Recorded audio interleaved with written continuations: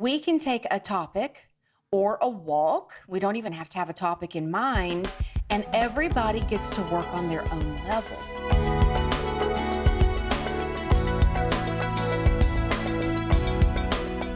So let's talk about nature studies with multiple ages, because obviously we're talking to homeschool families. Most homeschool families have, a few kids. And so we could have a wide range of kids. I mean, my girls are 12 and almost 17. So there's a 5-year gap. I've got a 6th grader and an 11th grader. Yeah. And they're on two very different levels when it comes to their education. And then I know we've got families who have a 2-year-old and an 18-year-old. So how can you do a nature study with kids who are all different ages? Does that work just as well?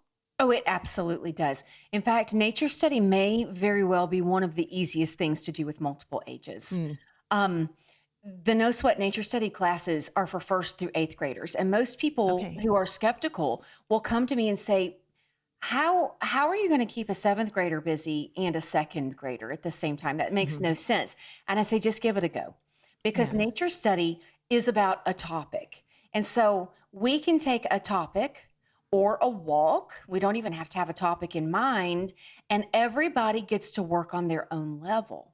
So for instance, let's pretend like we have taken a walk today and we've run into a beautiful autumn tree that is losing its leaves. We're going to take along a 2-year-old. Let's take along a 10-year-old, and let's take along a 15-year-old. Well, everybody is going to take maybe today their nature journal and some colored pencils. And so we all see this tree, or maybe we don't. Maybe everybody finds a different tree in the same area. Okay, that's fine too. That's multi-age learning as well.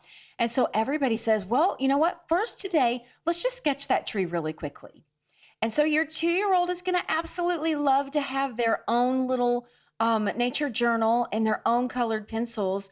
It's not going to last long for them, but they will probably for 2 minutes color something that doesn't resemble a tree, but will be their tree.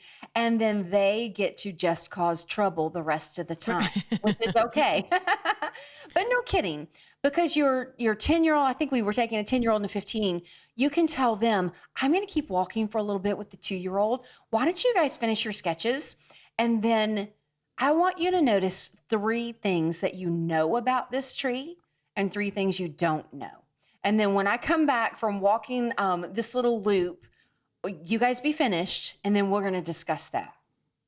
And so you've got your 15-year-old who very likely is drawing an intricate tree with all of the different tree bark nodules and holes, and maybe even imagining some kind of artistic thing that's in these empty tree limbs. And the 10-year-old who is probably not doing quite the sketch, or reverse that, because sometimes it's the 15-year-old that doesn't want to draw, right? Right. But you've given them a task to do once that's finished. So the one who really wants to sketch a long time, they're thinking about these questions in their mind while they're sketching. The one who just wants to sketch it really fast, they're also thinking, they have a chance maybe to even write some of those questions down. So then you get back, you say, okay, so what are 3 things that you know? And you're having this discussion, and inevitably, one of the kiddos says something that the other kiddo will say, I hadn't even thought about that. My tree does that too. Or, yeah, now that you say that, I'm totally seeing it. Or, my tree doesn't have that. I wonder why. And so you can say, ooh, add that to the things you don't know, because we were coming up with 3 things we don't know. Well, now you've got a 4th. You don't know why yours doesn't have this and hers does. And so then you can start saying, okay, well, what are your questions you don't know about?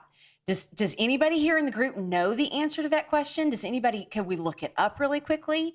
If not, circle that one on your page or write it down somewhere, and let's research that during morning time tomorrow. Or that can be part of your science tomorrow. Research that question and then come back to supper tomorrow and tell us. Yeah. So you've inspired everybody to kind of learn on their own level.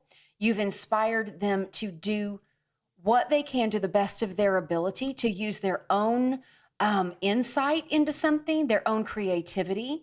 And so when I'm looking at the No Sweat Nature Study, which is kind of multi-age learning, that's why I keep bringing that up, the kids will send me pictures of their nature journal pages that we complete during class together. Yeah, fun. Every single person has a completely different take on the exact same topic that we've studied.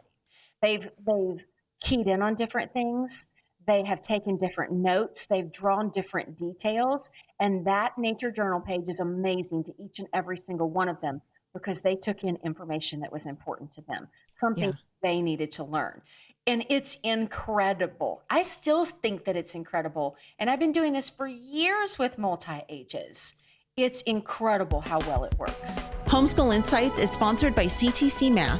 If you're looking for a great online math program, visit ctcmath.com and try it for free. For more great homeschool inspiration and resources, listen to the Schoolhouse Rocked podcast every Monday, Wednesday, and Thursday.